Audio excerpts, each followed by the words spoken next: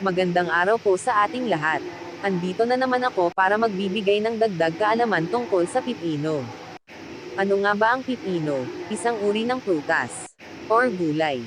Ang pipino, Ingles, cucumber, ay isang uri ng prutas na kinakain ng hilaw kung bagong pitas. Ang pipino ay isang uri ng prutas pero madalas na pagkakamalang gulay.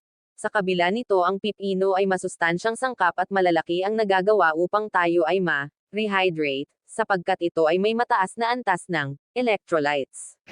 Maaring isa ka sa mahilig gamitin ang pipino tulong sa pagpapaganda o di kaya naman kumain ng nito lalo na kung ang sawsawan ay suka.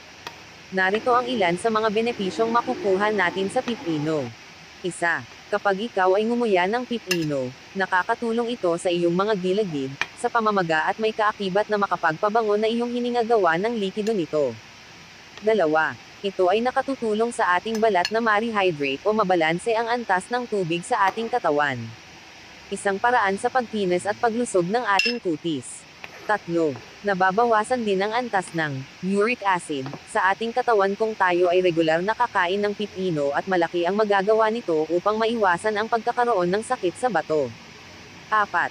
Ang silicon na matatagpuan sa pipino ay mabisang panlaban sa rayuma, nakapagpapatibay ng mga sugpungan sa ating katawan, gout, o isang kondisyon na pagsakit ng parte and gating mga paagawa ng mataas na timbang. Kung hindi ka pa nakapag-follow sa akin, ipa-follow nyo ako at mag-iwan ng bakas sa comment section. Thanks for watching.